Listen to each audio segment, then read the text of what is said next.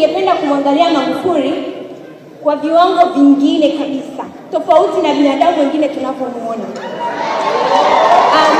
Kiukweli hivi, hebu tuangalie sawa, baada ya Mwalimu Nyerere, yani hapa walivyoongelewa, baada ya Mwalimu Nyerere kutoa theory, anaongelewa Magufuli kafanya action. Wamepita wangapi? Inabidi uwe mwanadamu ambaye ukisimama ndani ya dunia, yani unaweza kufanya kitu chochote ambapo dunia haiwezi kumchagua mtu yote tofauti na wewe.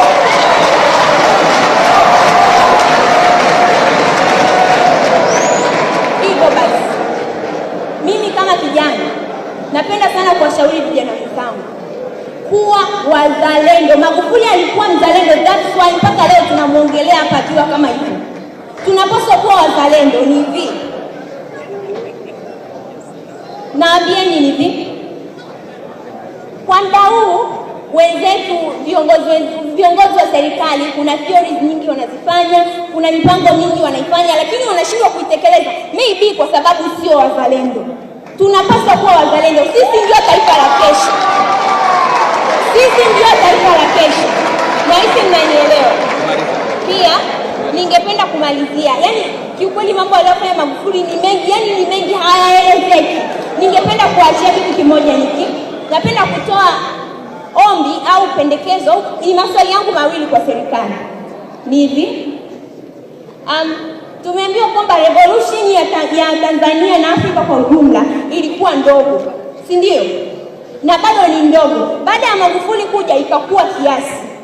Sasa hizi Magufuli alipo, ni njia gani tumezifanya, ni mapendekezo gani tumeyaweka ili tuweze kuendeleza ile revolution yetu ikaweze kuwa kubwa kama kipindi kile Magufuli alipokuwepo? Naomba serikali iliangalia hili jambo. Pia nina pendekezo moja. Namalizia hapa, ni pointi ya mwisho. Ni hivi, kwenye nchi yetu kama Tanzania, yani ni nadra sana kuwapata watu kama Magufuli. Na kwa sababu tunaochagua ni binadamu, you're not perfect, so rahisi kuwapata. Basi ningependa hivi, apart from kuwa kwenye itikadi za vyama kwamba tunapaswa kufanya hiki na hiki kwenye mwaka wa uchaguzi, iwepo kwenye sheria ya nchi kwamba rais mwaka fulani akiingia anapaswa kufanya kitu hiki na hiki, na iwe ni lazima. Asipotimiza, sheria zichukuliwe. Sasa maki hatutaendelea kujikaa kuwasubiri watu kama Magufuli kwa sababu sio wengi na hawapo. Haya, napenda sana kushukuru. Ya kwangu ni hayo. Tuweni wazalendo na kazia, tuweni wazalendo.